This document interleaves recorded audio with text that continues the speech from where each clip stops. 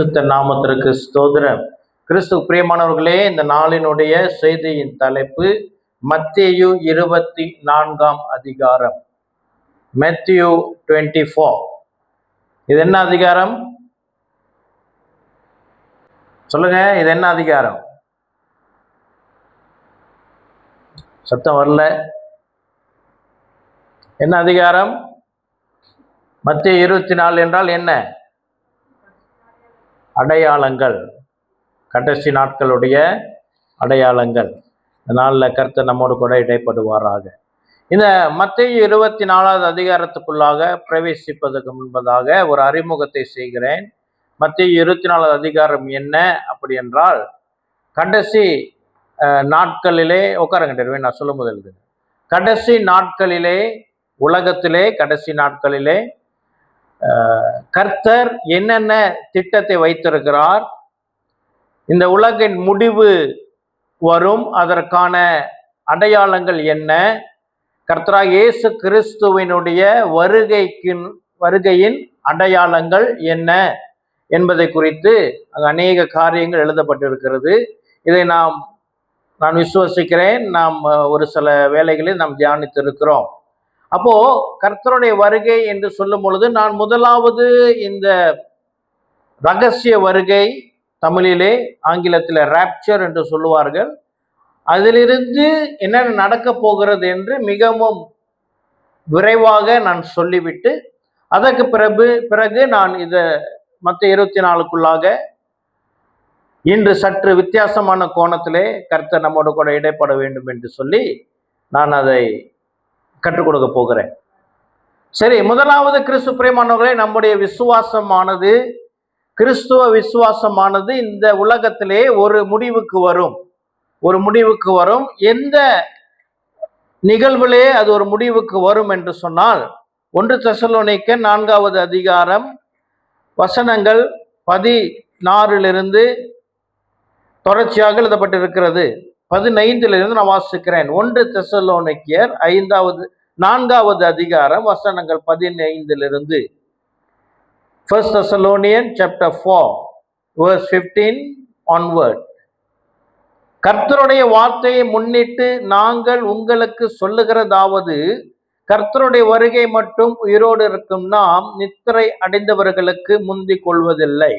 ஏனெனில் கர்த்தர் தாமே ஆரவாரத்தோடும் பிரதான தூதனுடைய சத்தத்தோடும் தேவ எக்காலத்தோடும் வானத்திலிருந்து இறங்கி வருவார். அப்பொழுது கிறிஸ்துவுக்குள் மரித்தவர்கள் முதலாவது எழுந்திருப்பார்கள். பின்பு உயிரோடு இருக்கும் நாமும் கர்த்தருக்கு எதிர்கொண்டு போக மேகங்கள் மேல் அவர்களோட ஆகாயத்தில் எடுத்து கொள்ளப்பட்டு இவ்விதமாய் எப்பொழுதும் கர்த்தருடனே கூட இருப்போம். ஆகையால் இந்த வார்த்தைகளினாலே நீங்கள் ஒருவரை ஒருவர் தேற்றுங்கள். கிறிஸ்து பிரியமானவர்களே, சம்பவம் என்ன நடக்கும் என்று சொன்னால், திடீரென்று ஒரு நாள் ஒரு எக்கால சத்தம் கேட்கும். கர்த்தராகிய இயேசு கிறிஸ்து வானிலே வந்து நிற்பார். சபை விசுவாசிகள், கர்த்தருடைய பிள்ளைகள் ஒரு கண்ணிமை பொழுதிலே இந்த பூமியிலே மறைந்து நாம் என்ன செய்வோம்? மேகங்களிலே கர்த்தராகிய இயேசு கிறிஸ்துவோடு கூட இணைந்து கொள்ளுவோம். எப்படி இந்த சம்பவம் இருக்கும் என்று சொன்னால், 1 கொரிந்தியர் 15 அதிகாரத்தில் சொல்லுகிறபடி, மாம்சமும் இரத்தமும் தேவன் ராஜ்யத்தை சுதந்திரிக்காது. அப்படி என்றால் எப்படி நம்ம சபையில் உட்கார்ந்துருக்கிறோம், திடீர்னு கர்த்தருடைய சபை வருகை வருகிறது, நம்முடைய போட்டிருக்கிற துணி மணி, நம்முடைய கையில் இருக்கிற மோதிரம் எல்லாம் அங்கே அப்படியே விழுந்துரும். நம்ம மட்டும் மறைந்து விடுவோம். மறைந்து உலகத்தில் இருக்கிற எல்லா சபைகளிலிருந்தும் எல்லா பிள்ளைகளும் கர்த்தருக்கு பயந்து கரை திரை அற்றவர் ஜீவியத்தை வாழ்ந்த பிள்ளைகள் கர்த்தராகிய இயேசு கிறிஸ்துவோடு வானத்திலே இணைக்கப்படுவார்கள். அல்லேலூயா. அது எப்பொழுது நடக்கும் என்றால், எப்போ வேணுமா நடக்கலாம். இப்ப நான் பேசிக்கொண்டிருக்கும் போது கூட நடக்கலாம். ஒருவேளை அடுத்த வாரம் நமக்கு சபை கூடுதல் இருக்காது, அதற்குள்ளாகவும் சபை எடுத்துக்கொள்ளப்படும். இது சத்தியம். ஆமென். ஒருவேளை கர்த்தருடைய வருகை தாமதித்தது என்று சொன்னால் நாம் வருகிற வெள்ளிக்கிழமை பைபிள் ஸ்டடியில மீட் பண்ண முடியும். அது அவ்வளவு தூரத்துக்கு உண்மை. ஆமென். அப்படி இருக்க நாம் அவருடைய வருகைக்கு தயாராக இருக்க வேண்டும். எப்பொழுது அவர் வருகை வரும் என்பது நமக்கு ஒரு ஆயத்த நிலையை பெற்றுக்கொள்வதற்கு, நம்ம ஆயத்தமாக இருப்பதற்கு மத்திய 24 அதிகாரத்துல சில அடையாளங்களை கர்த்தர் கொடுத்திருக்கிறார். அடையாளங்கள் நிறைவேறி விட்டது. ஆமென். இனி புதிதாக நிறைவேறுவதற்கு ஒன்றும் இல்லை. சரியா? அதுக்கு பிறகு என்ன நடக்கும்? சபை எடுத்துக்கொள்ளப்பட்ட உடனே இந்த உலகமானது இயேசு கிறிஸ்துவை விசுவாசிக்காத ஜனங்கள், புறஜாதி ஜனங்கள் மற்றும் கிறிஸ்தவ ஜீவியத்திலே சரியான ஜீவியம் வாழாத ஜனங்களும் கைவிடப்பட்டவர்களும் இந்த பூமியிலே இருப்பார்கள்.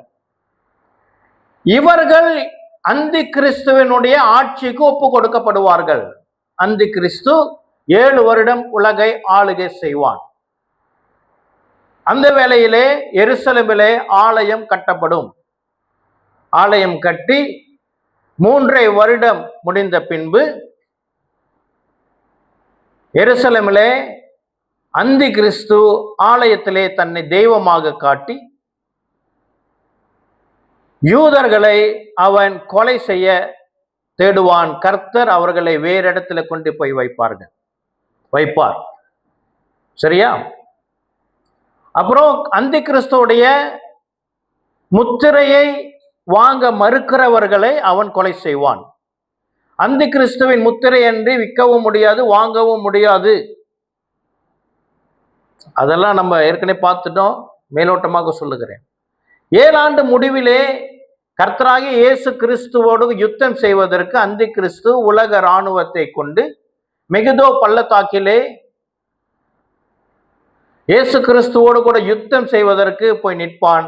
ஆண்டவருடைய இயேசு கிறிஸ்துவோடைய 2ஆம் வருகை, பகிரங்க வருகை, ராஜாதி ராஜாவாக அவர் வந்து இதோ அந்த இராணுவம் முழுவதையும் அவர் முறியடித்து அவர் எருசலேமிலே சென்று அவருடைய 1000 ஆண்டு அரசாட்சி தொடங்குவார். அந்த 1000 ஆண்டு அரசாட்சியிலே யாரெல்லாம் இருப்பார்கள் அப்படி என்றால், இந்த 7 வருட காலத்தில் ரட்சிக்கப்பட்ட ஜனங்கள், இயேசு கிறிஸ்துவை ஏற்றுக்கொண்டவர்கள் மற்றும் யூதர்கள் மற்றும் இன்னொரு ஒரு மக்கள் கூட்டம் உண்டு. அவர்கள் உலக தொடக்கம் முதல் கர்த்தருடைய வருகை மட்டும் இயேசு கிறிஸ்துவனுடைய நாமத்தை கேள்விப்படாத ஜனங்கள், ஆனால் மனசாட்சிக்கு பயந்து உண்மையும் உத்தமமாய் வாழ்ந்தவர்கள் அங்கு ஒரு 1000 ஆண்டு இருப்பார்கள். அதற்கு பிறகு இந்த 1000 ஆண்டுல சாத்தான் இருக்க மாட்டான், பாவம் இருக்காது, சோதனைகள் இருக்காது. சபையோட நிலை என்ன அப்படி என்றால், சபை மனவாட்டி சபை இப்பொழுது கிறிஸ்துவோடைய மனைவி என்ற ஸ்தானத்தை அடைந்து எடுத்துக்கொள்ளப்பட்ட கிறிஸ்தவர்களுக்கு இப்ப டுவல் சிட்டிசன்ஷிப் போல அவர்கள் பூமியிலும் இருப்பார்கள், பரலோகத்திலும் இருப்பார்கள். ஆமென். எடுத்துக்கொள்ளப்பட்டு 7 ஆண்டு உலகத்திலே அந்தி கிறிஸ்துவின் ஆட்சி நடக்கும் பொழுது நமக்கோ பரலோகத்திலே ஆட்டுக்குட்டியானவருடைய திருமண விருந்து நடக்கும். 7 ஆண்டு நாம் பரலோகத்திலிருந்து 2ஆம் வருகையில் இயேசு கிறிஸ்து வரும் பொழுது நாமும் என்ன செய்வோம்? அவரோடு இணைந்து முதல்ல நான் சொன்னது போல பரலோகத்திலும் நாம் இருப்போம். அது மகிமையின் சரீரம் நாம் அடைந்து வரும். இப்போது இருந்தது போல அல்ல, அது ஒரு மகத்தான மகிமையின் நாள். சரியா? அதுக்குள்ள நான் ஆழமாக போகவில்லை. சரி, இதுதான் நடக்க போகிறது. இதுக்காக தான் நம்ம விசுவாசத்திலே போராடி ஓடிக்கொண்டு இருக்கிறோம். ஆமென். அதுக்கு ஒன்று காரியத்தை நான் சொல்லுகிறேன். சிவப்பு கிடாரி இஸ்ரவேல்ல அது முதலாவது பலியிடப்பட வேண்டும். ஏன் சிவப்பு கிடாரி பலியிட வேண்டும் அப்படி என்றால், இஸ்ரவேல்ல சாலமோன் கட்டின ஆலயம் இடிக்கப்பட்டு மறுபடியும் செருபாபினாலே கட்டப்பட்ட இயேசு கிறிஸ்து இருக்கும் பொழுது இருந்த அந்த ஆலயம் கிபி 70ஆம் ஆண்டு இடிக்கப்பட்டது. அதிலிருந்து இன்று எருசலேமில் ஆலயம் இல்லை. அந்த ஆலயம் மறுபடியும் கட்டப்பட வேண்டும். அந்த ஆலயம் கட்டப்பட வேண்டும் என்றால் அந்த ஆலயத்தினுடைய அஸ்திபாரம் போட்டு விட்டு அதெல்லாம் சாலமன் போட்ட அஸ்திபாரம்லாம் உண்டு. அதற்கு இந்த சிவப்பு கிடாரி பலியாக்கப்பட்டு சிவப்பு கிடாரியினுடைய இரத்தம் 7 முறை அந்த ஆலயத்தின் பிரகாரத்திலே தெளிக்கப்பட வேண்டும் என்று என்னாகமம் 19ஆம் அதிகாரத்தில் எழுதியிருக்கிறது. இந்த சிவப்பு கிடாரி எருசலேமில் 2022 வந்து ஆயிற்று. அதை 6வது மாதமா 5வது மாதமா தெரியல, ஒரு நாளை குறித்து அப்பொழுது பலியிட போகிறார்கள் என்று சொன்னார்கள். ஆனால் அது நடக்கவில்லை. ஆனால் ஒரு முக்கியமான தகவல் வெளியே வந்திருக்கிறது. இவர்கள் பலியிட்டு 2000 வருடம் ஆகிவிட்டது. யூதர்கள் கர்த்தருக்கு எப்படி பலியிட வேண்டுமோ என்ற அந்த முறையில பலியிட்டு 2000 வருடம் ஆகிவிட்டதினாலே அவர்களுக்கு ஒரு ரிஹர்சல் தேவைப்பட்டதாம். ஒரு ரிஹர்சல், ஒரு செஞ்சு பார்க்க வேண்டும் என்று சொல்லி அது ஒத்திகை. இந்த கிடாரியினுடைய பள்ளிக்கான ஒத்திகை கடந்த ஜூலை மாதம் 8ஆம் தேதி செய்து விட்டார்கள். சிவப்பு கிடாரியினுடைய பள்ளிக்கு ஒத்திகை 8ஆம் தேதி முடிந்து விட்டது. சிலர் என்ன சொல்லுகிறார்கள், இல்ல அதுதான் சிவப்பு கிடாரியினுடைய பலி அப்படி என்றும் சொல்லுகிறார்கள். சிலர் சொல்லுகிறது அது ஒத்திகை தான், உண்மையான சிவப்பு கிடாரியினுடைய பலி வருகிற ஆகஸ்ட் மாதம் 3ஆம் தேதி அவர்கள் நியமித்திருக்கிறார்கள் என்றும் சொல்லப்படுகிறது. எது எப்படி இருந்தாலும் நமக்கும் சிவப்பு கிடாரிக்கும் சம்மதம் இல்லை. ஏனென்றால் கர்த்தராகிய இயேசு கிறிஸ்துவே நமக்காக சிவப்பு கிடாரியாக பலியாகி விட்டார். ஹல்லேலூயா. ஆனால் நமக்கு இது ஒரு அடையாளம். கர்த்தருடைய வருகை சமீபம். கர்த்தருடைய வருகை சமீபம். இப்படி இருக்கிற இந்த வேளையிலே மத்தேயு 24வது அதிகாரம் மிகவும் முக்கியமான அதிகாரம். பலமுறை நாம் தியானித்திருக்கிறோம். இந்த நாளிலே அதை ஒரு 2 கேள்விகளோடு கூட அதை நாம் தியானிக்க கர்த்தர் கிருபை தருவாராக. ஆமென். முதல் கேள்வி என்ன? கர்த்தராகிய இயேசு கிறிஸ்துவினுடைய பாரம், அக்கறை அல்லது கவலை நம்முடைய விசுவாசத்தின் மேலே இருக்கிறதா அல்லது நம்முடைய வாழ்க்கையின் மேலே இருக்கிறதா? Jesus is concerned on our faith or our life. நம்முடைய விசுவாசத்து மேல அவர் அக்கறையாக ஒரு பாரப்பட்டு இருக்கிறாரா அல்லது நம்முடைய வாழ்க்கையின் மேல அவர் ஒரு பாரமாக இருக்கிறாரா? அதாவது நம்ம விசுவாசம் எப்படி இருக்குது அல்லது நம்முடைய வாழ்க்கை எப்படி இருக்குது? சம்பாதிக்கிறோமா, நல்லா இருக்கிறோமா, சாதிக்கிறோமா அப்படின்னு அவர் அக்கறையா இருக்கிறாரா அல்லது நம்முடைய விசுவாசம் சரியா இருக்குதா, இவர்கள் விசுவாசத்தை காத்துக் கொள்ளுகிறார்களா என்று அக்கறையா இருக்கிறாரா? முதல் கேள்வி. 2வது கேள்வி என்ன? நாம் விசுவாசத்தின் மேல் அக்கறையா இருக்குமா, வாழ்க்கையின் மேல் அக்கறையா இருக்குமா? நம்முடைய கான்சர்ன், நம்முடைய அக்கறை, நம்முடைய பாரம் நம்முடைய விசுவாசத்து மேல இருக்குதா அல்லது நம்முடைய உலக வாழ்க்கையின் மேலே இருக்கிறதா? இதற்கு பதில் மத்தேயு 24 உண்டு. ஆமென். அதுதான் நம்ம ஒரு பட்டியல் போட்டிருக்கிறோம். 4 காலம் இருக்குது. முதலாவது ஃபெய்த், விசுவாசம். 2வது வாழ்க்கை, லைஃப். அப்புறம் என்னன்னா நன்மை தீமை, குட் அண்ட் ஈவல். சரியா? கிறிஸ்து பிரியமானவர்களே, நேற்று நாளில் ஒரு நிகழ்ச்சிக்கு போயிருந்த இடத்துல ஒரு 7-8 பாஸ்டர்கள் நாங்கள் ஒன்றாக உட்கார்ந்து உணவு அருந்துகிற ஒரு வாய்ப்பு கிடைத்தது. அதிலே ஒரு அரசியல்வாதியும் இருந்தார். அப்போ அங்க இவர்கள் பேசிக்கிட்டது என்ன அப்படின்னா, நாட்டினுடைய நடப்பு, அரசாங்கம், நாட்டினுடைய பிரைம் மினிஸ்டர், பார்லிமெண்டுடைய நிலைமை என்ன, இதெல்லாம் அவர்கள் பேசி கொண்டிருந்தார்கள். சரியா? நேற்று வேறு கேஎல்ல இது நடந்தது. என்னது? போராட்டம், ரேலி, போராட்டம் தானே சொல்றது, போராட்டம் நடந்தது. பெரிய கூட்டம் சென்றது என்று அறிக்கைகள் தெரிவிக்கிறது. என்னது? நம்முடைய பிரதமர் பதவியிலிருந்து இறங்க வேண்டும் என்று சொல்லி நடந்ததை ஒப்பிட்டு இவர்கள் கொஞ்சம் அநேக காரியங்களை பேசினார்கள். கிறிஸ்து பிரியமானவர்களே, வேதம் என்ன சொல்லுகிறது? கடைசி நாட்களிலே கர்த்தர் என்னையும் உங்களையும் நம்பி இந்த உலகத்தில் வைத்திருக்கிறார். ஆமென். கர்த்தர் நம்மோடு கூட இடைப்படுவாராக. மத்தேயு 24 அதிகாரம் முதல் வசனத்திலிருந்து 41வது வசனம் வரைக்கும் நான் தியானிக்க போகிறோம். ஆமென். இயேசு தேவாலயத்தை விட்டு புறப்பட்டு போகையில் அவருடைய சீஷர்கள் தேவாலயத்தின் கட்டடங்களை அவருக்கு காண்பிக்க அவரிடத்தில் வந்தார்கள். இயேசு அவர்களை, இவைகளெல்லாம் பார்க்கிறீர்களே, இயேசு அவர்களை நோக்கி, இவைகளை எல்லாம் பார்க்கிறீர்களே, இவ்விடத்தில் ஒரு கல்லின் மேல் ஒரு கல்லிராதபடிக்கு எல்லாம் இடிக்கப்பட்டு போகும் என்று மெய்யாகவே உங்களுக்கு சொல்லுகிறேன் என்றார்.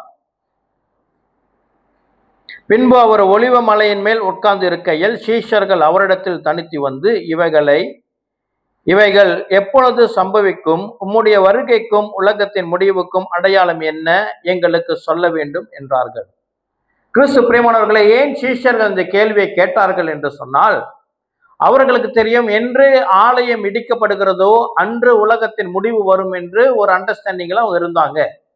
ஆகையினால் அவர்கள் கேட்டார்கள், கர்த்தர் மறுபடியும் இந்த உலகத்துக்கு வருகிறேன், அந்த காலமும் இந்த ஆலயம் இடிக்கப்படுகிற காலமும் ஒன்றாய் இருக்குமோ என்று நினைத்து, அதுதான் உலகின் முடிவாக இருக்கும் என்று சொல்லி, கர்த்தராக இயேசு கிறிஸ்து முன்னாடி சொன்னபடி இந்த ஆலயம் இடிக்கப்படும் என்று சொன்னார் அல்லவா, அதோடு கூட இணைத்து இந்த கேள்வியை கேட்டார்கள். என்ன? உலகின் முடிவுக்கும் உமது வருகைக்கும் உள்ள அடையாளம் என்ன என்று. நம்ம இந்த நாள்ல அடையாளங்களை குறித்து அதிகம் பேச மாட்டோம். ஆனால் இந்த வாசிக்க போகிற வசனங்களை 4 பிரிவாக பிரிக்க போகிறோம். ஆமென். 4 பிரிவாக பிரித்து தியானிக்க கர்த்தர் கிருபை தருவாராக. 4வது வசனம். இயேசு அவர்களுக்கு பிரதியுத்தரமாக, ஒருவனும் உங்களை வஞ்சியாதபடிக்கு எச்சரிக்கையா இருங்கள். இந்த வசனம் எதுல போய் சேரும்?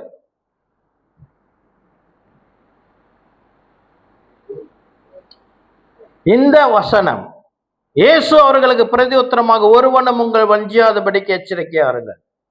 கர்த்தராக இயேசு கிறிஸ்து நம்முடைய விசுவாசத்தை குறித்து பேசுகிறார். உங்க விசுவாசம் வஞ்சிக்கப்படாதபடி இருக்க வேண்டுமா? எழுதுங்க. verse 4 போடுங்க. verse 4. இன்னொன்று ஈவல்லையும் போடுங்க அதே வசனத்தை. நம்முடைய விசுவாசம் வஞ்சிக்கப்படுகிறது நன்மையா தீமையா? தீமை. சரியா? அடுத்து, ஏனெனில் அநேகர் வந்து என் நாமத்தை தரித்து கொண்டு நானே கிறிஸ்து என்று சொல்லி அநேகரை வஞ்சிப்பார்கள். இதுவும் நம்முடைய விசுவாசத்தை பாதிக்கிற செயல், தீமையான செயலும் கூட. நீங்க அங்கேயே நிக்கிறது நல்லது. 6வது வசனம். யுத்தங்களின் செய்திகளையும் கேள்விப்படுவீர்கள், கலங்காதபடி எச்சரிக்கையா இருங்கள். இவைகள் எல்லாம் சம்பவிக்க வேண்டியது, ஆனாலும் முடிவு உடனே வராது. யுத்தங்களையும் செய்திகளையும் கேள்விப்படுவீர்கள். இது நன்மையா தீமையா? சொல்லுங்க. தீமை. ஓகே. verse 6 தீமையில போடுங்க.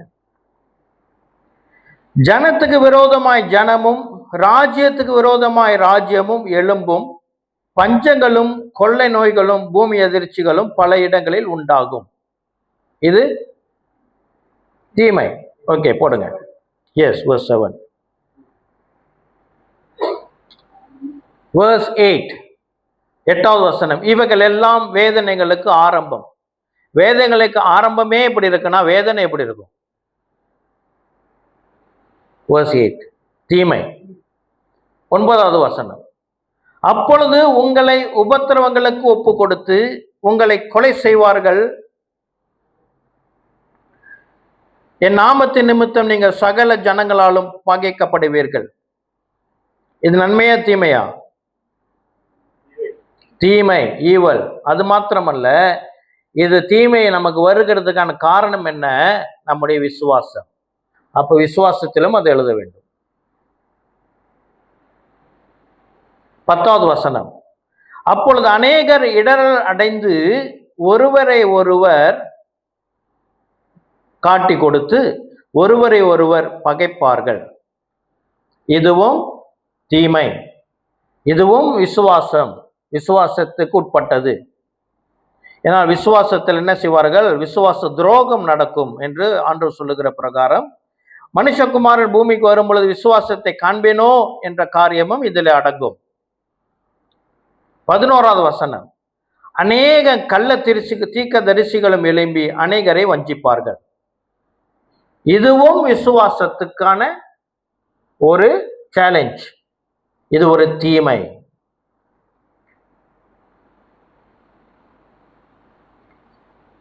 13வது வசனம். முடிவு பரியந்தம் நிலைநிற்பவனே ரட்சிக்கப்படுவான். இது நன்மையா தீமையா? 12 இல்ல, இன்னும் முடிக்கலையோ? 12 சாரி.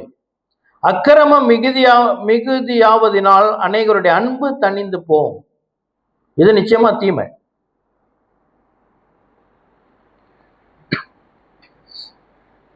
சுடுத்த நிற்போம்.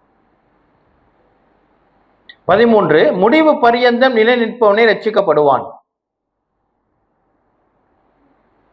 இதை எப்படி சொல்லுவீங்க? நன்மையா தீமையா? இத நன்மையும் இருக்கு தீமையும் இருக்கு. என்னது? முடிவு பரியந்தம் நிலை நிற்கிறவர் ரட்சிக்கப்படுவான். நன்மை. நிலை நிற்காதவன் இது அடங்கி இருக்கா இல்லையா? சொல்லப்படல. ஆனா அது அர்த்தம் என்ன? நிற்கிறவன் ரட்சிக்கப்படுவான், நிலை நிற்காதவன் பரிதாபம். 13 முடிஞ்சு. 14 ராஜ்யத்தினுடைய இந்த சுவிசேஷம் பூலகமெங்கும் உள்ள சகல ஜாதிகளுக்கும் சாட்சியாக பிரசங்கிக்கப்படும். அப்பொழுது முடிவு வரும். இது நன்மையா? குட் குட், நன்மையில போடுங்க.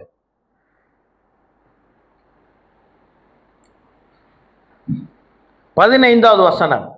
மேலும் பாழாக்குகிற அருவருப்பை குறித்து தானியேல் தீர்க்கதரிசி சொல்லி இருக்கிறானே, வாசிக்கிறவன் சிந்திக்க கடவன். நீங்கள் அதை பரிசுத்த ஸ்தலத்தில் நிற்க காணும் போது. யார் குறித்து பேசப்படுகிறது? பாழாக்கும் அருவருப்பு என்றால் யாரு? அந்தி கிறிஸ்து. அந்தி கிறிஸ்து குறித்து சொல்லுகிற காரியம் நன்மையா தீமையா? தீமை. ஓகே, அதையும் அதை போட்டுருங்க, தீமையிலே எழுதிருங்க. 15வது வசனம். 16வது வசனம். யூதேயாவில் இருக்கிறவர்கள் மலைகளுக்கு ஓடி போக கடவர்கள். அதுவும் தீமை. ஏன்னா அவங்களுக்கு போராட்டம் வருகிறதா. 17வது வசனம். வீட்டின் மேல் இருக்கிறவன் தன் வீட்டிலே எதையாகிலும் எடுப்பதற்கு இறங்காது இருக்க கடவன். அதுவும் தீமை. இதெல்லாம் யூதர்களுக்கு உடைய காரியம். நம்ம அப்படி பிரிச்சு பார்க்கல. இது என்ன, இது என்னத்து குறிக்கிறது, இதோட பேக்ரவுண்ட் என்ன, அப்படி ஆழமா போல நன்மை தீமையை குறித்து நான் பார்க்கிறோம். 18வது வசனம். வயலில் இருக்கிறவன் தன் வஸ்திரங்களை எடுப்பதற்கு திரும்பாது இருக்க கடவன். அதுவும் தீமை. அவ்வளவு ஒரு அந்தி கிறிஸ்துவனுடைய காலம் அப்படி இருக்கும். 19வது வசனம். அந்நாட்களிலே கர்ப்பவதிகளுக்கும் பால் கொடுக்கிறவர்களுக்கும் ஐயோ. அப்படி என்றால் அதுவும் தீமை. 20வது வசனம். நீங்கள் ஓடி போவது மாறி காலத்திலாவது ஓய்வு நாளிலாவது சம்பவியாதபடிக்கு வேண்டிக் கொள்ளுங்கள் என்றால் அது அவ்வளவு கொடூரமான ஒரு உபத்திரவ காலம். 20வது வசனம். அதுவும் தீமை. 21. ஏனெனில் உலகம் உண்டானது முதல் இதுவரைக்கும் சம்பவித்திராததும் இனிமேலும் சம்பவிதாததுமான மிகுந்த உபத்திரவம் அப்பொழுது உண்டாயிருக்கும். அதுவும் தீமை. அந்நாட்கள் குறைக்கப்படாதிருந்தால் ஒருவனாகிலும் தப்பி போவதில்லை. தெரிந்து கொள்ளப்பட்டவர்கள் நிமித்தமோ அந்த நாட்கள் குறைக்கப்படும். இது நன்மை. எனது கர்த்தர் நாட்களை குறைத்திருக்கிறாராம். அது நன்மையிலும் சேரும், தீமையிலும் சேரும். நாட்கள் தான் குறைக்கப்பட்டு இருக்கிறது. இந்த உபத்திரவங்கள் அகற்றப்படவில்லை. நாட்கள் குறைக்கப்பட்டிருந்தாலும் அதுல உபத்திரவம் உண்டு, நன்மையும் உண்டு, தீமையும் உண்டு. சரியா? ஃபாலோ பண்ண முடியுதுங்களா? குழப்பமா இருக்கா? ஃபாலோ பண்ண முடியுது? ஓகே. 23. அப்பொழுது இதோ கிறிஸ்து இங்கே இருக்கிறார், அதோ அங்கே இருக்கிறார் என்று எவனாகிலும் சொன்னால் நம்பாதேயுங்கள். இது நன்மையா தீமையா? என்ன செய்வாங்களாம்? இயேசு அங்க இருக்கிறாரு, இங்க இருக்கிறாரு என்று சொல்லுவார்களாம். தீமை. 24. ஏனெனில் கள்ள கிறிஸ்துக்களும் கள்ள தீர்க்கதரிசிகளும் எழும்பி கூடுமானால் தெரிந்து கொள்ளப்பட்டவர்களையும் வஞ்சிக்கத்தக்கதாக பெரிய அடையாளங்களையும் அற்புதங்களையும் செய்வார்கள். இது நன்மையா தீமையா? எனக்கு இப்பதான் ஞாபகம் வருது, சாட்சி கூப்பிட்டுருக்கணும், வேற பிரசங்கத்துக்கு போயிட்டேன். அது முடிஞ்சு, பிரசங்கம் முடிஞ்சு சாட்சி நம்ம 2 பேர் கேட்டிருந்தேன். சிஸ்டர் குருடீப் சாட்சி சொல்றேன்னு இருக்கிறாங்க. இன்னொரு ஆள் யாராவது இருந்தால் சாட்சி சொல்ல நீங்க வரலாம்.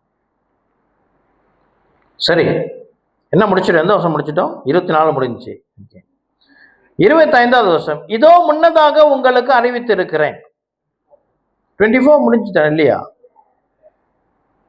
24. ஏனெனில் கள்ள கிறிஸ்துகளும் கள்ள தீர்க்கதரிசிகளும் எழும்பி கூடுமானால் தெரிந்து கொள்ளப்பட்டவர்களையும் வஞ்சிக்கத்தக்கதாக பெரிய அடையாளங்களையும் அற்புதங்களையும் செய்வார்கள். இது என்ன? நன்மையா தீமையா? தீமை. ஆனா கிறிஸ்தவர்கள் இதை நோக்கி ஓடிக்கொண்டிருக்கிறார்களே. அது விசுவாசத்திலே வரும். நான் எழுதி வச்சிருக்கேன். விசுவாசம் 23 விசுவாசத்துல தான் வரும்.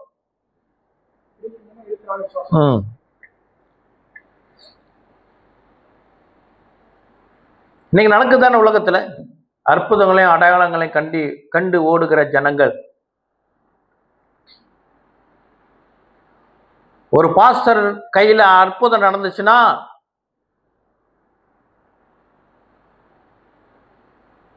இந்த டீச் பண்ற பாஸ்டர்களுக்கு மதிப்பு இல்லாம போயிடும். நான் உங்களுக்கு அற்புதம் அடையாளம்லாம் ஃபோக்கஸ் பண்ண மாட்டாங்க, டீச்சிங்லேயே போவாங்க. அப்போ மவுஸ் யாருக்கு அதிகம்?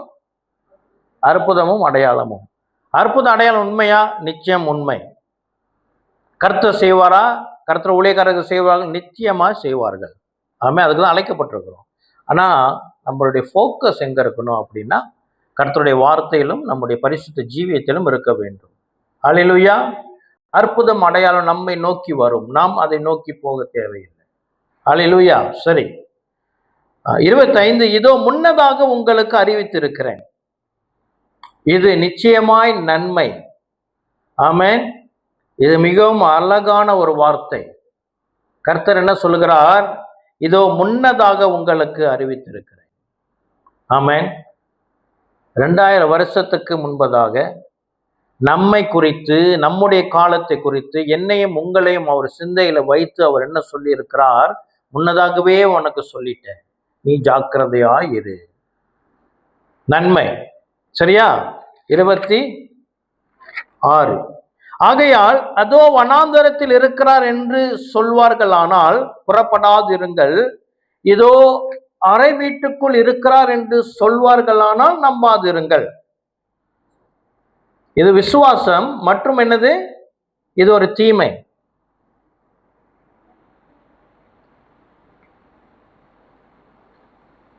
இருபத்தி 7வது வசனம். மின்னல் கிழக்கிலிருந்து தோன்றி மேற்கு வரைக்கும் பிரகாசிக்கும் போது மனுஷகுமாரனுடைய வருகையும் இருக்கும். ஹல்லேலூயா. எப்படி இருக்குமா? மின்னல் கிழக்கிலிருந்து தோன்றி மேற்கு வரைக்கும் பிரகாசிக்கும் போது மனுஷகுமாரனுடைய வருகையும் இருக்கும். இது நன்மை. இதுதான் கர்த்தராகிய இயேசு கிறிஸ்துவுடைய ரகசிய வருகை. ஏன் இது ரகசிய வருகை அப்படி என்று நான் சற்று விளக்குகிறேன். இயேசு கிறிஸ்து தேவனுடைய குமாரன், ஆமாவா இல்லையா? ஆனால் மனுஷகுமாரன் என்றும் அழைக்கப்பட்டார். இங்க தேவகுமாரன் என்று எழுதப்பட்டிருக்கிறதா அல்லது மனுஷகுமாரன் என்று எழுதப்பட்டிருக்கிறதா? மனுஷகுமாரன் என்று எழுதப்பட்டிருக்கிறது. அப்போ இந்த வருகை யாரோட வருகை? மனுஷகுமாரனுடைய வருகை. கர்த்தராகிய இயேசு கிறிஸ்து இந்த உலகத்திலே மனிதனாக ஜீவித்து மனிதனாக மரித்தார். ஆமென். அவர் மரிக்கும் பொழுது அவர் வயது 33, ஏறக்குறைய 33. இப்போ கிறிஸ்துவனுடைய வருகைக்கும் சபை மணவாட்டி என்ற ஸ்தானத்தை அடைந்திருக்கிறதற்கும் யூதர்களுடைய திருமண கலாச்சாரத்திற்கும் ஒரு ஒற்றுமை உண்டு. நான் ஏற்கனவே கற்றுக் கொடுத்திருக்கிறேன். ஆனாலும் சிலர் புதிதாக வந்திருக்கிறதுனாலே நான் மறுபடியும் கற்றுக் கொடுக்கிறேன். கிறிஸ்து பிரியமானவர்களே, மணவாளன் மணவாட்டிக்காக வரப்போகிறார். சரியா? இப்போ யூதர்களுடைய திருமணம் எப்படி நடக்கும் என்றால், மணவாளன் ஒரு பெண்ணை பார்த்து, அல்லது பொதுவாக அநேக வேளைகளே மாப்பிள்ளையோட அப்பா தான் என்ன செய்வாரு? தன்னுடைய மகனுக்கு பொண்ணை தேடுவார். பொண்ணு இல்ல, பெண் தேடுவார். அதற்கு நம்மளுடைய நல்ல ஒரு அடையாளம், ஒரு சம்பவம். ஆபிரகாம் ஈசாக்குக்கு பொண்ணு பார்க்குவதற்கு யார் அனுப்பி விட்டாரு?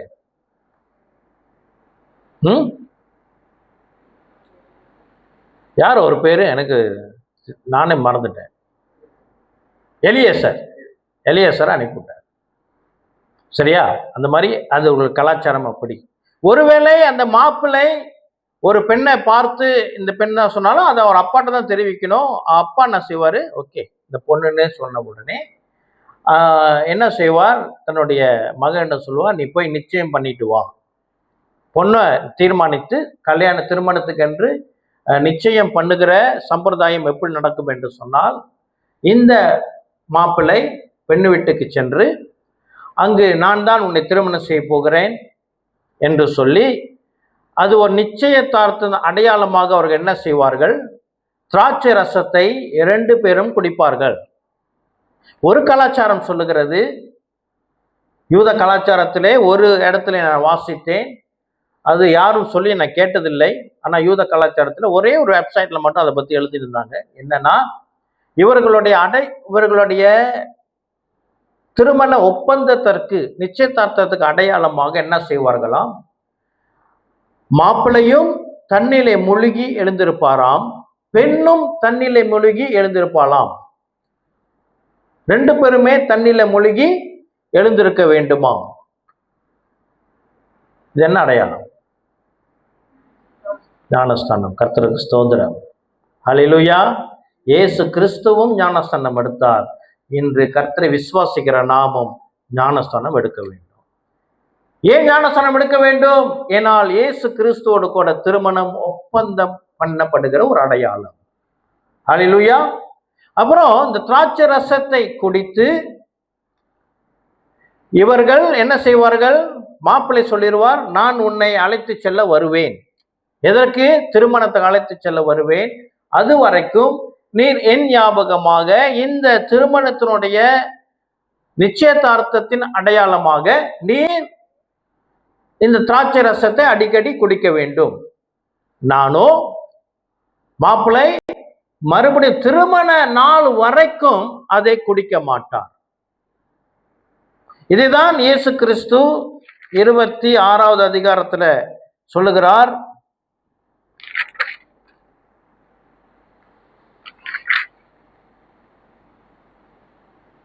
இருபத்தி 29வது வசனம். மத்தேயு 26:29. இது முதல் இந்த திராட்சை பழ ரசத்தை நவமானதாய் உங்களோட கூட என் பிதாவின் ராஜ்யத்திலே நான் பானம் பண்ணும் நாள் வரைக்கும் இதை பானம் பண்ணுவதில்லை என்று உங்களுக்கு சொல்லுகிறேன். ஹல்லேலூயா. கிறிஸ்து பிரியமானவர்களே, சபை கூடி வரும் பொழுது நம்ம என்ன செய்கிறோம்? திராட்சை ரசத்தை நாம் குடிக்கிறோம். இது எதற்கு அடையாளம்? கர்த்தராகிய இயேசு கிறிஸ்து சபையோடு கூட திருமணம் ஒப்பந்தம் செய்திருக்கிறார். அவர் வந்து சபையை திருமணத்துக்கென்று அழைத்து போகும் நாள் வரைக்கும் அவர் என்ன சொல்லியிருக்கிறார்? திராட்சை ரச பழத்தை நவமானதை குடிக்க மாட்டேன் என்று சொல்லி. ஆனா நாமோ கூடி வருகிற இடத்துல குடிக்கிறோம். ஹல்லேலூயா. அப்புறம் என்ன நடக்கும்? மணவாளன் என்று வருவார் என்று மணவாட்டிக்கோ யாருக்குமே தெரியாது, மணவாளனுக்கே தெரியாது.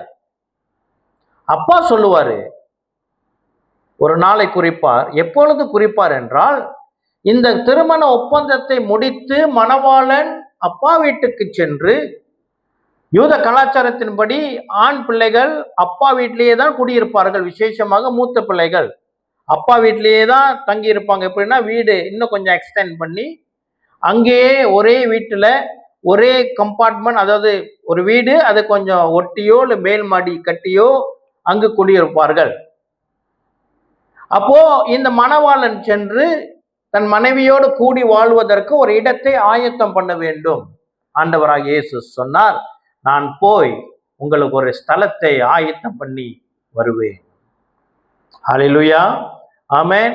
கர்த்தராகிய இயேசு கிறிஸ்து நமது மணவாளன். அப்போ அவர் அந்த ஸ்தலத்தை ஆயத்தம் பண்ண உடனே அப்பா சொல்லுவார், நீ இன்னைக்கு போ அப்படி என்று சொல்லுவார். அது மணவாளனுக்கும் தெரியாது. அதனால இயேசு கிறிஸ்து சொன்னார், நாளிகையாவது நேரத்தையாவது நாளிகையாவது பிதாவை தவிர வேற ஒருவனுக்கும் தெரியாது. அவருக்கும் தெரியாதுன்னார், மனுஷகுமாரனுக்கும் தெரியாது அப்படி என்று சொன்னார். அப்போ கிறிஸ்து பிரியமானவர்களே, அவர் ஒரு நாளை குறிக்கும் பொழுது இயேசு கிறிஸ்து சொன்ன பிரகாரம் திருடனை போல யாரும் அறியாத வேலையில வருவார். வந்து இந்த கல்யாணத்துக்கு நியமித்த பெண்ணு தயாரா இருக்கணும், எனி டைம் ரெடியா இருக்கணும். ஆனா யூத கலாச்சாரத்தின்படி அநேக வேலையில இரவில தான் வருவார். ஆகினாலே நமக்கு உலகத்திலே ஒரு போதனை உண்டு, இயேசு வருகை இரவில தான் இருக்கும்னு. அது ஏற்றுக்கொள்ள முடியாத ஒன்று. ஒருவேளை நமக்கு ராத்திரி 12 மணிக்கு வந்தாருன்னா வேற நாடுல அது பகல் 12 மணி. இப்ப அமெரிக்கால இரவு 12 மணிக்கு வர்றாருன்னா நமக்கு இங்க பகல். அப்போ இயேசு கிறிஸ்து வருகை இரவிலும் இருக்கும் அல்லது எவ்வேளையிலும் இருக்கும். சரியா? அப்ப கர்த்தர் சபையை எடுத்துக்கொள்ள வருவதற்கும் யூத திருமணத்திற்கும் ஒரு சம்பந்தம் உண்டு. சபை எடுத்துக்கொள்ளப்பட்ட பிறகு மணவாளன் மனைவியை கூட்டிக் கொண்டு சென்ற பிறகு அப்பா வீட்டுல 7 நாள் திருமண விருந்து நடக்கும். அதே போல சபை எடுத்துக்கொள்ளப்பட்ட பிறகு மேலே பரலோகத்திலே 7 வருடம் மணவாள் ஆட்டுக்குட்டியானவருடைய திருமண விருந்து நடக்கும். 7வது நாள் திருமணம் முடிந்து மணவாளன் என்ன செய்ய வேண்டும்? வேட்டைக்கு செல்ல வேண்டும். வேட்டைக்கு சென்று ஒரு மிருகத்தை பிடிக்க வேண்டும். 7 ஆண்டு முடிவிலே சபைக்கும் கிறிஸ்துவுக்கும் திருமணம் நடந்து அவர் பூமிக்கு வந்து பகிரங்க வருகையில வந்து மிருகம் என்ன சொல்லப்படுகிற அந்தி கிறிஸ்துவை பிடிப்பார், சிறையிலே போடுவார். பழைய பாம்பாகிய சாத்தான் சிறையிலே அடைக்கப்படுவான். இதுதான் இயேசு கிறிஸ்துடைய 2ஆம் வருகைக்கும் யூத திருமணத்திற்கும் உள்ள ஒரு ஒற்றுமை. சரி, மறுபடியும் 24வது அதிகாரத்துக்கு செல்லுவோம். அப்போ மின்னல் கிழக்கிலிருந்து தோன்றி மேற்கு வரைக்கும் பிரகாசிக்கிறது போல மனுஷகுமாரன் வருகையும் இருக்கும். அப்படின்னா இயேசு கிறிஸ்து வருகை சடுதியிலே நடக்கும். ராப்சர் என்று ஆங்கிலத்தில் சொல்லப்படுவார்கள். ராப்பியோ என்று சொல்லப்படுகிற லத்தீன் வார்த்தையிலிருந்து எடுக்கப்பட்டது. அப்படி என்றால் என்ன அர்த்தம் என்றால், அப்படியே வலுக்கட்டாயமாக, இப்போ நீங்க பார்த்துருப்பீங்க, மூவிஸ்லாம் பார்த்துருப்பீங்க, யாராவது சிறு பிள்ளைகளோ அல்லது யாராவது நிற்கும் பொழுது ஒரு வேன்ல வந்து வலுக்கட்டாயமா அப்படி இழுத்து உள்ளுக்கு போட்டு கடத்திட்டு போவாங்க இல்லையா? அந்த செயலுக்கு பயன்படுத்தப்படுகிற வார்த்தை தான் ராப்பியோ. அப்ப ராப்சர் எப்படி இருக்கும் அப்படின்னா, கர்த்தர் நம்மை வலுக்கட்டாயமாக என்ன செய்வார்? எடுத்து செல்லுவார். ஹல்லேலூயா. சரி, 28வது வசனம். இது எதுல வரும்? 27 விசுவாசத்திலும் வரும், நன்மையிலும் வரும். இது நம்முடைய விசுவாசம். நம்முடைய விசுவாசம் சரியா இருந்தா நம்ம இல்ல இடம் கிடைக்கும். வாழ்க்கை சரியா இருந்தா இல்ல, விசுவாசம் சரியா இருந்தா என்ன இருக்கும்? நாம் எடுத்துக்கொள்ளப்படுவோம். 28வது வசனம். பிணம் எங்கேயோ அங்கே கழுகுகள் வந்து கூடும்.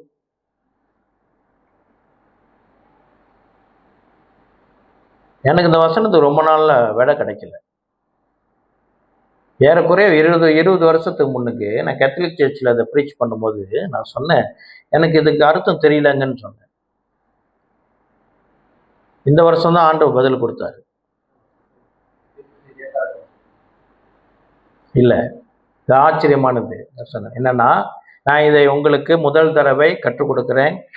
கர்த்தர் ஏற்கனவே எனக்கு அனுமதி கொடுக்கல. இன்னைக்கு ப்ரிப்பேர் பண்ணும்போது கூட கேட்ட ஆண்டு அனுமதி கொடுக்கல. சரி, நான் சொன்ன ஆண்டவர், ஒருவேளை நான் ப்ரீச் பண்ணி கொண்டு இருக்கும் பொழுது கர்த்தர் எனக்கு இதை அனுமதி கொடுத்தாலும் நான் சொல்லுகிறேன் என்று சொல்லி நான் விசுவாசிக்கிறேன். கர்த்தர் எனக்கு அனுமதி கொடுக்கிறார் என்று சொல்லி. கிறிஸ்து பிரியமானவர்களே, பிணம் எங்கேயோ கழுகுகளை கூடும். அதை நாம் புரிந்து கொள்வதற்கு முன்பதாக நான் ஒரு வசனத்தை மத்தேயு 13 நான் வாசிக்க விரும்புகிறேன்.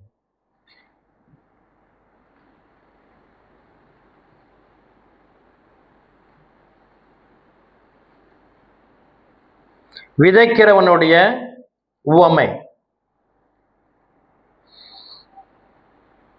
31 நான் வாசிக்கிறேன். வேறொரு உவமையை அவர்களுக்கு சொன்னார். பரலோக ராஜ்யம் கடுக்கு விதைக்கு ஒப்பாயிருக்கிறது. அதை ஒரு மனுஷன் எடுத்து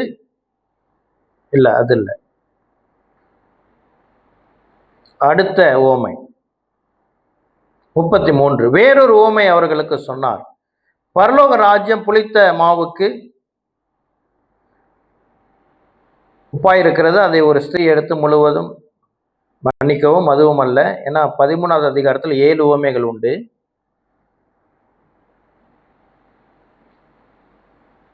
37வது வசனத்தில் வருகிற ஒரு உவமை. அவர் பிரதி உத்தரமாக, நல்ல விதையை விதைக்கிறவன் மனுஷகுமாரன்.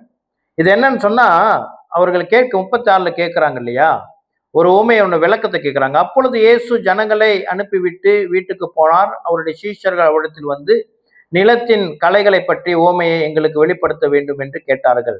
அவர் முன்னாடி சொன்ன ஒரு உவமைக்கான விளக்கத்தை சீஷர்கள் கேட்கிறார்கள். அது எந்த உவமை என்று சொன்னால்,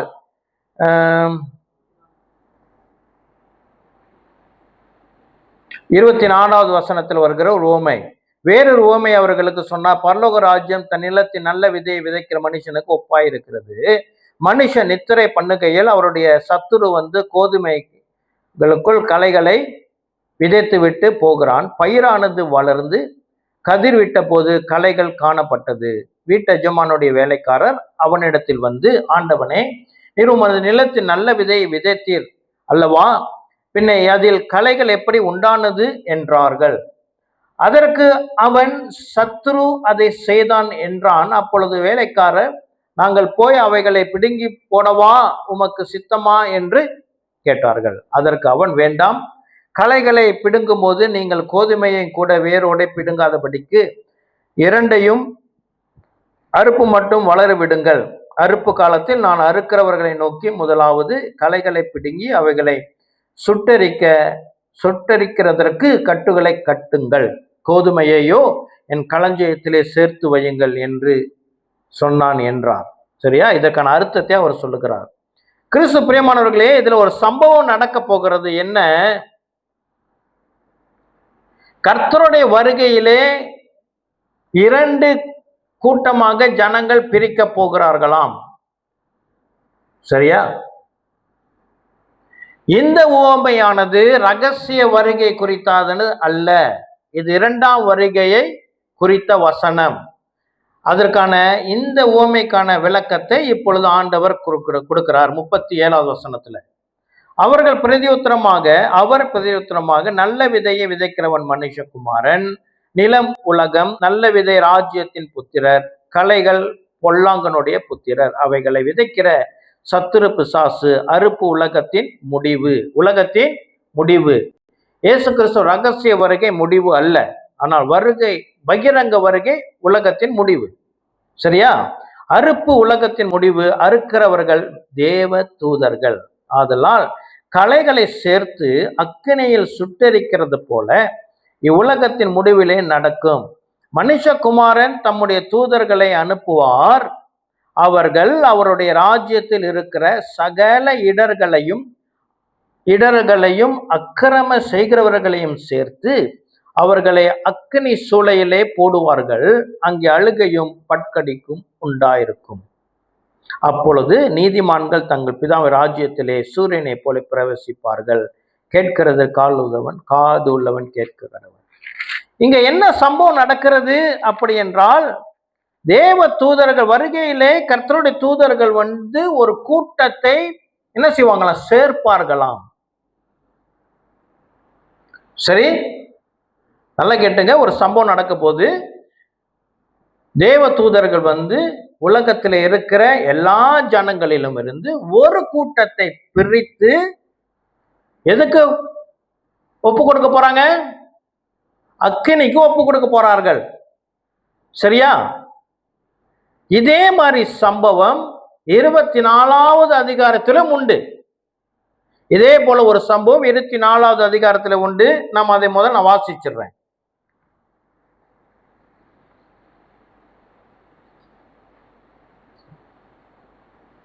33வது வசனம். வலுவாய் தொனிக்கும் எக்கால சத்தத்தோடே அவர் தமது தூதர்களை அனுப்புவார். அவர்கள் அவரால் தெரிந்து கொள்ளப்பட்டவர்களை வானத்தின் ஒரு முனை முதற்கொண்டு மறுமுனை மட்டும் 4 திசைகளிலிருந்து கூட்டி சேர்ப்பார்கள். கவனமா கேட்போம். மத்தேயு 13வது அதிகாரத்துல வாசிச்சோம். அங்கேயும் ஒரு கூட்ட ஜனங்கள் கூட்டி சேர்க்கப்படுவார்கள். எதற்கு?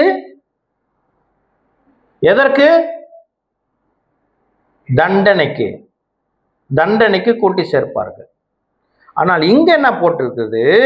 வலுவாய் தொனிக்கும் எக்கால சத்தத்தோடே அவர் தமது தூதர்களை அனுப்புவார். அவர்கள் அவரால் தெரிந்து கொள்ளப்பட்டவர்களை வானத்தின் ஒரு முனை முதற்கொண்டு மறுமுனை மட்டும் 4 திசைகளிலிருந்து கூட்டி சேர்ப்பார்கள். இது யாரை குறிக்கிறது என்றால், இது இஸ்ரவேல் ஜனங்களை குறிக்கிறது. இது 2ஆம் வருகை, ரகசிய வருகை அல்ல. ஏன் நான் இதை சொல்லுகிறேன் என்றால், இந்த ரகசிய வருகை ராப்சரை குறித்து அநேக போதனைகள் உண்டு.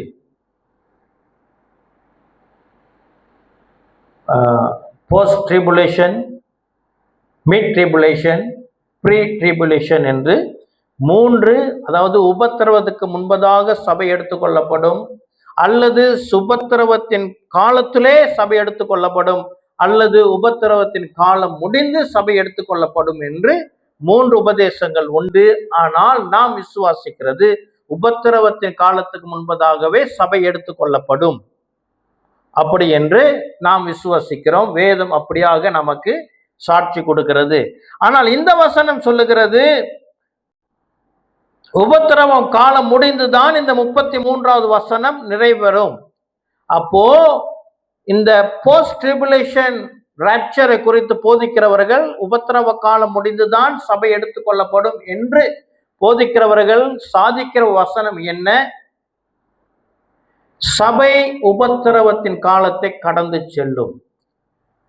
ஆனால் இங்க என்ன வித்தியாசம் அப்படின்னு நான் காட்ட விரும்புகிறேன். அப்படி என்றால், இதுக்கு முன்னுக்கு நம்ம வாசிச்ச 13வது அதிகாரத்தில் இருக்கிற சம்பவமும் இங்கே எழுதப்பட்டிருக்கிற சம்பவமும் ஒரு ஒற்றுமை உண்டு. தூதர்கள் ஜனங்களை பிரிப்பார்களாம், கூட்டி சேர்ப்பார்களாம். நல்லா கேளுங்க. இந்த 2 சம்பவத்தில் நடக்கிறது என்ன? தூதர்கள் தண்டனைக்காகவது அல்லது தேவராஜ்யத்தில் 1000 ஆண்டு அரசாட்சியில வாழ்வதற்காகவது தூதர்கள் கூட்டி சேர்ப்பார்களாம். சரியா? ஆனா ராப்சர்ல நடக்க போறது என்ன? அங்கு தூதர்களுக்கு வேலை இல்லை. அதுதான் அந்த வசனம் சொல்லுகிறது 28.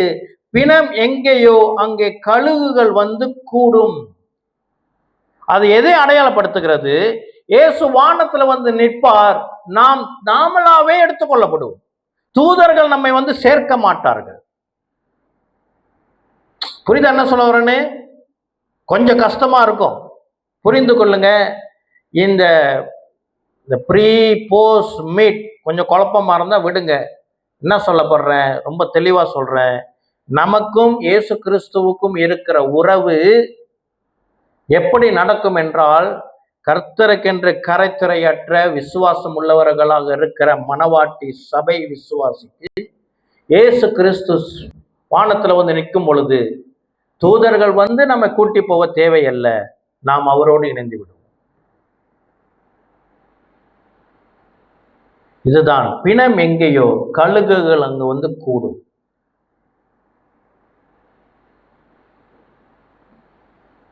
ஓகே, யாருக்குமே புரியல. கழுகுகள் பிணம் எங்கேயோ கழுகுகள் வந்து கூடும் அப்படி என்றால், இது இன்னொரு விளக்கமும் உண்டு. அது அர்மகதோன் யுத்தம் மிகிதோ பள்ளத்தாக்கு நடக்கும் பொழுது வெளிப்படுத்தின விசேஷத்துல சூரியனிலிருந்து ஒரு வானதூதன் எல்லா பறவைகளுக்கும் அழைப்பு கொடுக்கிறான். எங்க உங்களுக்கு விருந்து கொடுக்கப்படுகிறது. மெகிதோ பள்ளத்தாக்குல மரித்து போகிற அந்த சோல்ஜர்களுடைய உடம்பை எடுத்து போறதுக்கு ஆள் இருக்க மாட்டாங்களாம். மில்லியன் கணக்கான சோல்ஜர்ஸ் ஆக போறாங்க. அதை உண்ணுவதற்கு, அந்த பிரேதங்களை கிளியர் பண்றதுக்கு கழுகுகள் வந்து கூடும். பிணம் எங்கேயோ கழுகுகள் வந்து கூடும், அது உண்மைதான். ஆனால் இந்த வசனம் ஆண்டவர் எண்ணத்தை வித்தியாசப்படுத்தி காட்டுகிறார். ரகசிய வருகைக்கும் பகிரங்க வருகைக்கும் உள்ள வித்தியாசத்தை கர்த்தர் ரகசியமாக அடையாளமாக அங்கே சொல்லி வைத்திருக்கிறார். ஒருவேளை உங்களிடம் யாராவது வந்து சொன்னார்கள் என்றால், இல்லை, சபை இந்த 31வது வசனத்தை பார்த்து அடிப்படையிலே சபை உபத்திரவ காலத்தை கடந்துதான் போக வேண்டும் என்று போதித்தால் நீங்கள் எச்சரிக்கையாயிருங்கள், அதை நம்பாதிருங்கள். ஏனென்றால் கர்த்தருடைய வருகையிலே வான தூதர்களுக்கு வேலை இல்லை.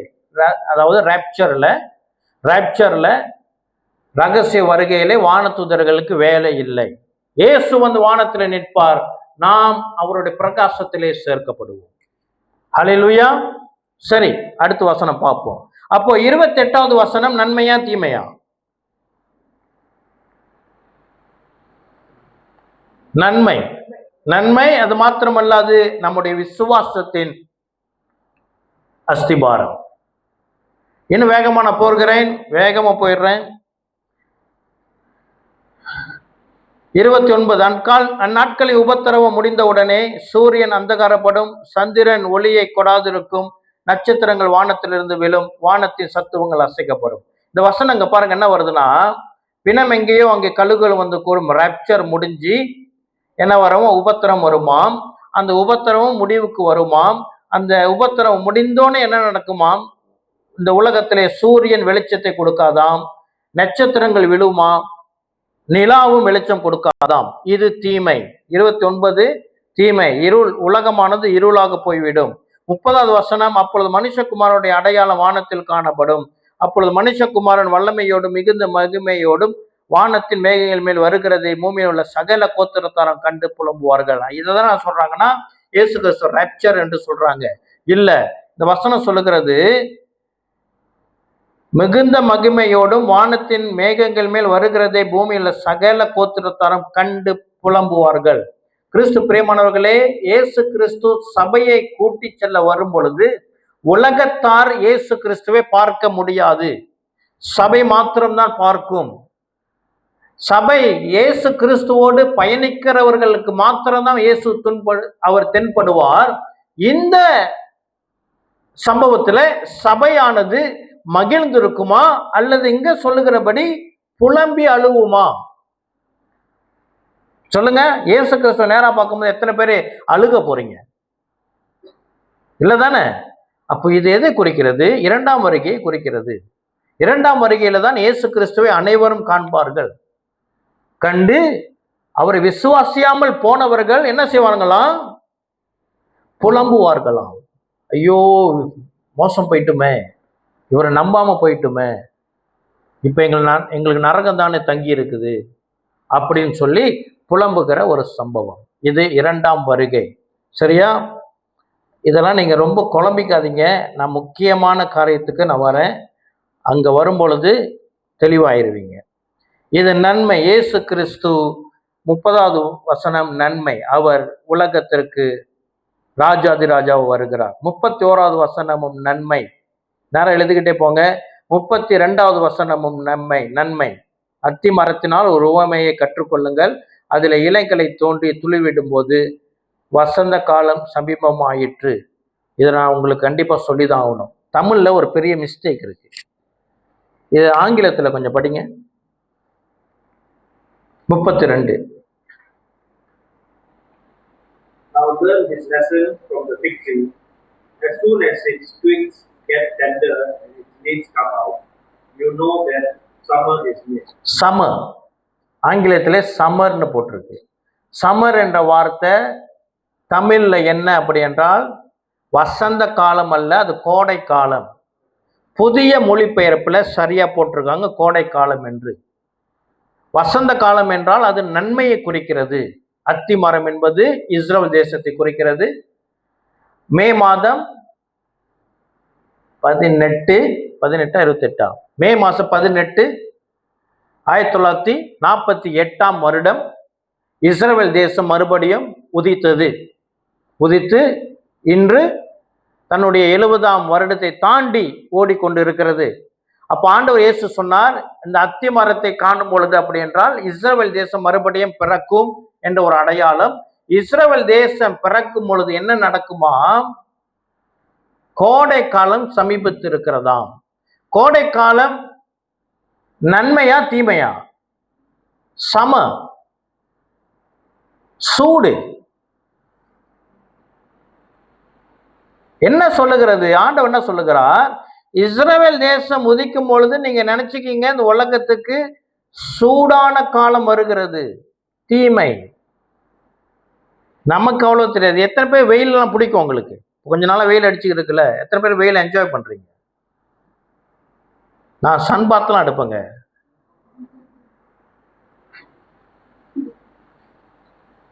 கோடை காலம் என்பது ஆண்டவர் சொல்றாரு, உங்களுக்கு உபத்திரவம், இந்த பூமிக்கு தீமையின் காலம் வருகிறது. அப்போ 32வது வசனம் நன்மையிலும் வரும் தீமையிலும் வரும். ஏனென்றால் அத்தி மரம் நன்மை, கோடை காலம் தீமை. சரியா? 33 அப்படி இவைகள் எல்லாம் நீங்கள் காணும் போது அவர் சமீபமாய் வாசல் அருகே வந்திருக்கிறார் என்று அறியுங்கள். ஆமென். இது என்னது? நன்மை. நன்மை என்றும் சொல்லலாம், தீமை என்றும் சொல்லலாம். ஏன்னா இயேசு கிறிஸ்து எங்க இருக்கணும்? நம்ம இருதயத்துள்ளாக இருக்கணும். இந்த வசனம் சொல்லுது இப்பதான் வாசலுக்கே வராராம். அப்ப என்னது? இயேசு கிறிஸ்துவை இருதயத்துக்குள்ளாக இல்லாதவர்களுக்கு ஆண்டவர் சொல்லுகிறார் அவர்கிட்ட வந்துட்டாருங்க அப்படின்னு. சரியா? அடுத்து அப்ப என்ன செய்யணும்? அதை நன்மையிலும் போடணும், தீமையிலும் போடணும். ஓகே. 35வது வசனம், வானமும் பூமியும் ஒளிந்து போகும், என் வார்த்தைகளோ ஒளித்து போவதில்லை. ஹல்லேலூயா. இது 35 நன்மை. 34 படிக்கலையானோ? இவைகள் எல்லாம் சம்பவிக்கும் முன்னே இந்த சந்ததி ஒளிந்து போகாது என்று மெய்யாகவே உங்களுக்கு சொல்லுகிறேன். என்னன்னா, இந்த உலகின் முடிவுக்கு முன்பதாக இந்த இஸ்ரவேல் தேசத்தை யாராலும் இந்த பூமியிலிருந்து அறுத்து போட முடியாது. இப்போ இந்த ஈரான் இந்த நாடுகள்லாம் சொல்லுகிறது இல்லையா, அந்த உலக ஃபேஸ் ஆஃப் எர்த்ல இருந்து நாங்கள் இஸ்ரேல் தேசத்தை இல்லாம பண்ணிடுவோம், யூதர்கள் இல்லாம பண்ணிடுவோம்னு சொல்லி அதெல்லாம் ஒன்றும் வாசிக்க முடியாது. ஆண்டவர் சொல்றார், அப்படியே இவைகள் எல்லாம் சம்பவிக்கும் முன்னே இந்த சந்ததி, எந்த சந்ததி? மறுபடியும் தோன்றின இஸ்ரவேல் என்னவா? ஒளிந்து போகாது என்று மெய்யாகவே உங்களுக்கு சொல்லுகிறேன். இஸ்ரேல் தேசத்தை யாரும் ஒன்றும் செய்ய முடியாது. 35 அது என்னது? அது நன்மை. 34 நன்மை. 35 வானமும் பூமும் ஒளிந்து போகும், என் வார்த்தைகளோ ஒளிந்து போவதில்லை. நன்மை. அந்த நாளையும் அந்த நாளிகையும் என் பிதா ஒருவர் தவிர மற்ற ஒருவனும் அறியான், பரலோகத்தில் உள்ள தூதர்களும் அறியார்கள். இது நன்மை.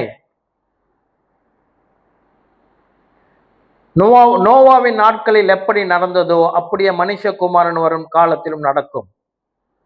முக்கியமான இடத்துக்கு வந்திருக்கிறோம். என்னன்னா, இந்த நாட்கள் மனுஷகுமாரன் வருகிற நாட்கள். அப்பனா என்ன சொன்னேன்? ஏன் இந்த வார்த்தை தான் முதல் சொல்ல வந்தேன், விட்டுட்டேன். ஏன் அங்க மனுஷகுமாரனுடைய வருகை என்று 27வது வசனத்தில் சொல்லப்படுகிறது என்றால், மனுஷனாக வந்த இயேசு கிறிஸ்துவுக்கு தான் திருமணம் நடக்க போகிறது, தேவனாகி இயேசு கிறிஸ்துவுக்கு அல்ல. ஆகையினால்தான் மனுஷகுமாரன் வருகை is been called as rapture, சபைக்காக வருகிறார். உலகத்தின் முடிவில் வருகிறவர் தேவாதி தேவனாகி இயேசு கிறிஸ்து. ராப்சர்ல வருகிறது மனுஷகுமாரனாகிய இயேசு கிறிஸ்து. ஹல்லேலூயா. சரி, நம்ம தொடர்ந்து வாசிப்போம். நோவாவின் காலத்தில் எப்படி நடந்ததோ அப்படியே மனுஷகுமாரன் வரும் காலத்திலும் நடக்கும். அப்படின்னா ரேப்சர் நடக்க போற காலத்திலே இந்த உலகம் எப்படி இருக்குமாம்? நோவாவின் நாட்களிலே இருந்தது போல இருக்குமாம். நம்ம நாட்கள் என்ன நடந்து கொண்டிருக்கிறது? நோவாவின் நாட்கள் நடந்தது இருக்கிறதாம். இது தீமை. 38வது வசனம், எப்படி எனில் ஜலப்பிரயத்திற்கு முன்னான காலத்திலே நோவா பேழைக்குள் பிரவேசிக்கும் நாள் வரைக்கும் ஜனங்கள் புசித்தும் குடித்தும் பெண் கொடுத்தும் ஜலப்பிரளயம் வந்து அனைவரையும் வாரிக்கொண்டு போகும் மட்டும் உணராதிருந்தார்கள். அப்படியே மனுஷகுமாரன் வரும் காலத்திலும் நடக்கும். 38, 39 தீமை. கிறிஸ்து பிரியமானவர்களே, இங்க வாசிக்கிற இந்த காரியம் நம்ம கேட்டனா நல்ல காரியம் தான் எழுதியிருக்கிறது. ஜனங்கள் குடிக்கிறாங்களா, சாப்பிட்றாங்களா, திருமணம் கொள்றாங்களா அப்படி என்று சொல்லி. ஆனால் வசனம் சொல்லுகிறது அது தீமை. அவர்களை ஜலம் வந்து வாரிக்கொண்டு போனதாம், நாய திருப்பு இறங்கினது. அப்படி என்றால் கிறிஸ்துவ பிரியமானவர்களே, இன்று கிறிஸ்தவ சபைகளில் இருக்கிற ரட்சிக்கப்பட்ட நாம் சாப்பாட்டுல ரொம்ப கவனமா இருக்கணும். நாம் ருசிக்காக சாப்பிடுகிறவர்களாக இருக்கக்கூடாது, பசிக்காக சாப்பிடுகிறவர்களாக இருக்க வேண்டும். சாப்பாடுல ஒரு கட்டுப்பாடு இருக்கு. நோவாக்கால் என்னவா? சாப்பாடுல கட்டுப்பாடு இல்லையா?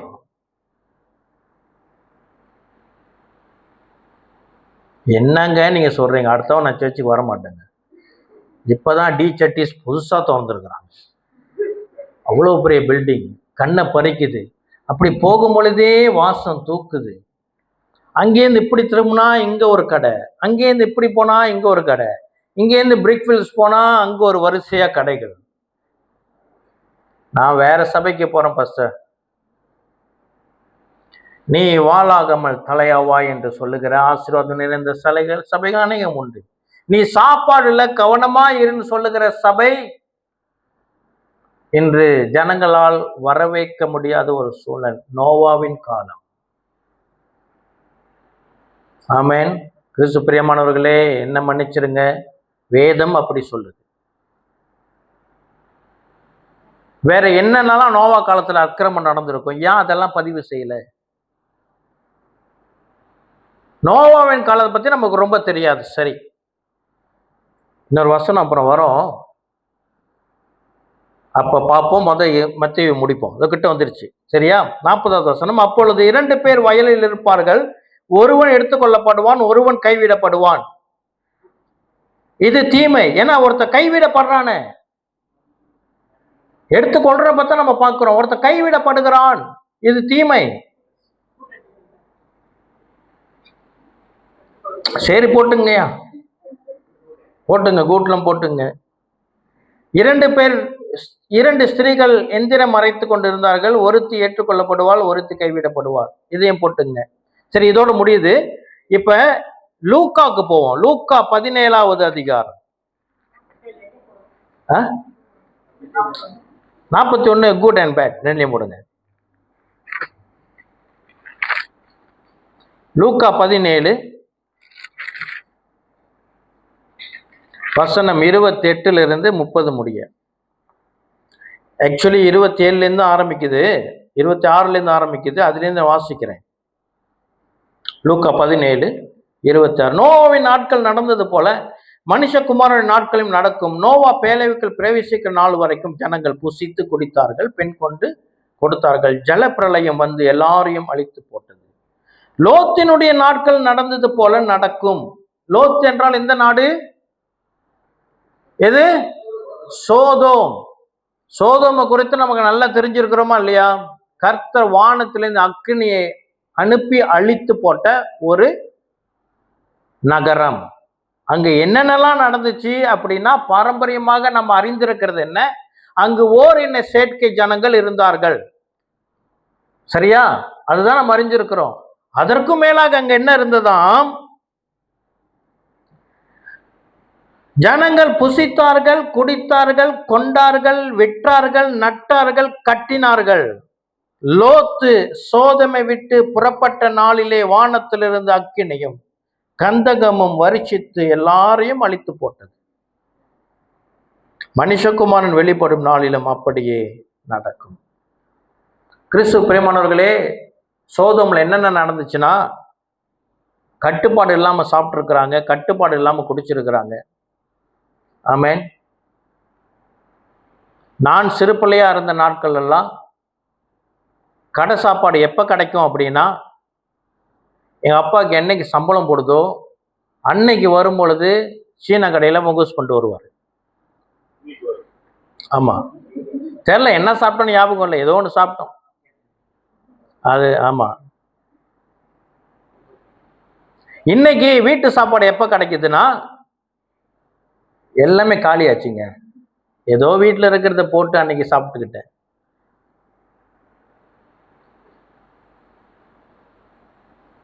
அவ்வளவு மோசமான நாட்கள்ல வாழ்ந்து கொண்டு இருக்கும். கடைக்கு போக தேவையில்லை, வீட்டுக்கு வருது சாப்பாடு. ஆமென். நம்ம யோசிப்போம்,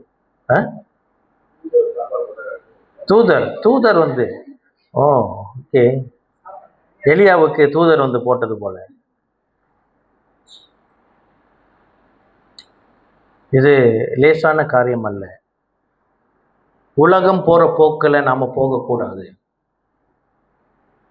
கிறிஸ்து பிரியமானவர்களே, இயேசு கிறிஸ்துவனுடைய அக்கறை நம்முடைய விசுவாசத்தின் மேலே உண்டு. எத்தனை போட்டிருக்கு? விசுவாசத்துக்கு எத்தனை வசனம் வருது? என்னங்க? 10. வாழ்க்கை இன்னைக்கு எத்தனை வசனம் வருது? இல்லை, ஆக்சுவலி 2 எழுதி இருக்கிறேன், இது போட்டிருங்க. 12:29. 12:29 சொல்ல மறந்துட்டேன். 2 வசனம் வருது. சரியா?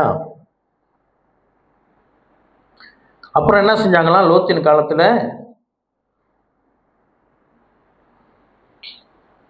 17 என்ன செஞ்சாங்கன்னா, ஜனங்கள் புசித்தார்கள், குடித்தார்கள், கொண்டார்கள், விற்றார்கள். வியாபாரம், பிஸ்னஸ்.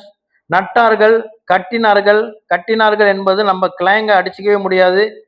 எந்த ஒரு இடத்தையும் நம்ம கொஞ்ச நாள் பார்க்க முடியாது. காடு இருக்கிறது, அங்கே ஏதாச்சும் அடித்து ஏற்றுறாங்க. இதெல்லாம் அடையாளங்கள். சரி, நான் அதுள்ளுக்கு அதிகமாக போல. இப்போ ஒரு முக்கியமான காரியத்துக்கு வருகிறேன். கிறிஸ்துவுக்கு பிரியமானவர்களே, நல்லா கேளுங்க. கடைசி நாள் தீமை எத்தனை இருக்குது? நிறைய இருக்கு. நன்மை நன்மை நன்மை ஓகே. கடைசி நாட்கள்ல தீமை அதிகமா இருக்குமா, நன்மை அதிகமா இருக்குமா? தீமை அதிகமா இருக்கும். இது நியமிக்கப்பட்டது. ஆமென். ஒரு நாட்டின் அரசாங்கம் இதை மாற்ற முடியாது. பிரைம் மினிஸ்டர் இதை மாற்ற முடியாது. சபை இதை மாற்ற முடியாது. பாஸ்டர்கள் இதை மாற்ற முடியாது. தலைவர்கள் இதை மாற்ற முடியாது. இது தேவனால் குறிக்கப்பட்டது. ஆமென். இதை யாரு நம்மை காப்பாற்ற முடியும் அப்படி என்றால், ரெவலேஷன், வெளிப்படுத்தின விசேஷம் 3:10.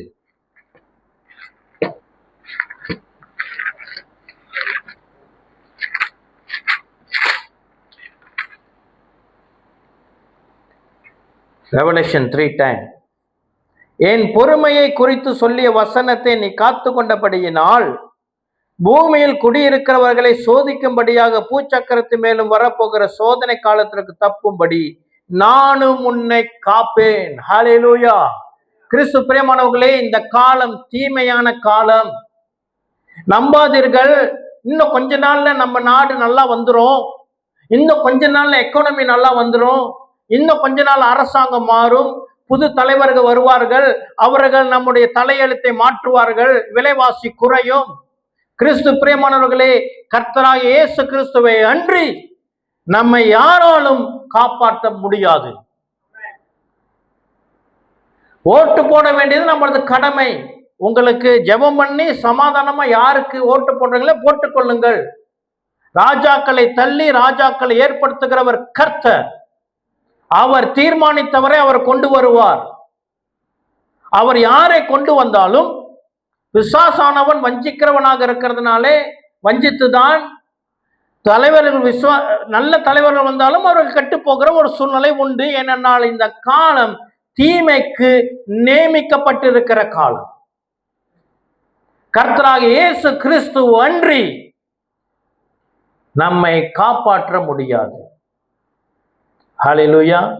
ஆகையினாலே இந்த உலகம் தீமைக்கை நோக்கி தான் போகும், இது மாறாது. இனியும் கொஞ்சம் நல்ல காலம் வரும். நான் இதுவரை கொஞ்சம் கஷ்டமா இருக்குதுங்க, நான் கொஞ்சம் ஓடிக்கிறேன், கொஞ்சம் உழைச்சிக்கிறேன், கொஞ்ச நாள் வெயிட் பண்ணுங்க, கொஞ்சம் நல்லா வந்துடும், அதுக்கப்புறம் நான் பைபிள் ஸ்டடிக்கு வரேங்க, அதுக்கப்புறம் சேர்ச்சுக்கு வரேன், அதுக்கப்புறம் நான் எல்லாத்தையும் வந்து கலந்துக்கிறேன், அதுக்கப்புறம் நான் வரேன். வராது காலம்.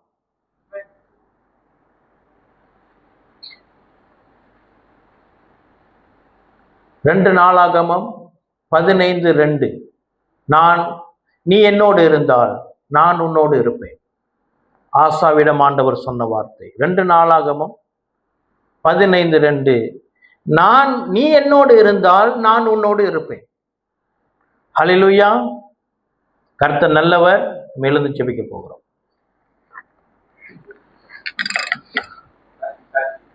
ஜெபிச்சுட்டு அப்புறம் சாட்சி. எல்லாம் ஆண்டவரே, சரி எழுந்திருக்க வேணும், உட்காருங்க. கிருபை இருந்த ஆண்டவரே, இதோ இந்த நாட்கள் பொல்லாத நாட்களாக இருக்கிறதுனாலே ஆண்டவரே, உலகத்து தலைவர்களை நோக்கியோ உலகத்தில் இருக்கிற அரசாங்கத்தை நோக்கியோ எங்களுடைய விசுவாசம் இல்லாதபடி, அல்லது எங்களுடைய விசுவாசத்தை காட்டிலும் எங்களுடைய உலக வாழ்க்கையில நாங்கள் அதிகமாக எங்களுடைய நோக்கம், எங்களுடைய பிரயாசத்தை வைக்காதபடி, கர்த்தருடைய விசுவாசத்தை காத்து கொண்டு கர்த்தருடைய வருகையிலே கரை திரை அற்றவர்களாக இந்த நாளில் நாங்கள் பாடிய பாடலின் அடிப்படையிலும் கூட அன்பிலே தரித்திருந்து அனைவரையும் நேசிக்கிறவர்களாக கர்த்தர் எங்களை வழிநடத்தும்படி பரிசுத்த ஆவியானவருடைய துணை கேட்கிறோம். கர்த்தர் மேல மாத்திரமே நாங்கள் எங்களுடைய விசுவாசத்தை பதித்து கர்த்தருடைய வருகைக்கு எதிர்நோக்கி இருக்கிற விசுவாசம் உள்ள இருதயத்தை கர்த்தர் எங்களுக்கு தரும்படி, வந்திருக்கிற பிள்ளைகளுடைய வாழ்க்கையிலும் அவர்கள் கடந்து போகிற எல்லா சவால்களிலும் கூட கர்த்தர் இருந்து அவர்கள் பலப்படுத்தி ஸ்திரப்படுத்தி கர்த்தர் ரெவலேஷன் 3:10 அவர்களை காக்கும்படி ஜெபித்து ஒப்பு கொடுக்கிறேன். இயேசு கிறிஸ்துவின் நாமத்தினால ஜெபம் கேளும் எங்கள் ஜீவனுள்ள நல்ல அப்பாவே. ஆமேன், ஆமேன்.